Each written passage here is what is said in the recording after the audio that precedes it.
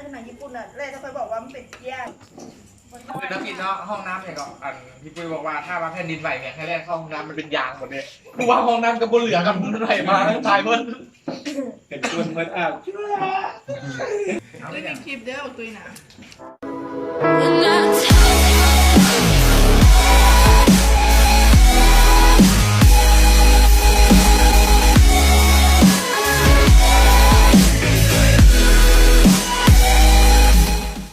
สบายดีเนาะ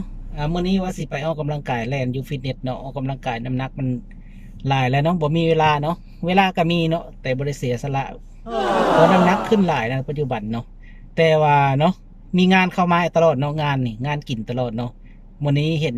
ที่ปรึกษาใหญ่เนาะที่ปรึกษาใหญ่เป็นส่งลงกลุ่มว่ามีงานซุ่มแซวอีกแล้วเพิ่นไปต่างประเทศมาเนาะเพิ่นไปต่างประเทศมาซื้อแบบอาหารการกินแบบโอ้ของแบบเพิ่มน้ำหนักทั้งนั้นเนาะเดี๋ยวเฮาไปติดตามเบิ่งต่อไปนะว่าสิเป็นจังไดติดตามต่อไปเนาะว่าเป็นอาหารประเภทใดชนิดใด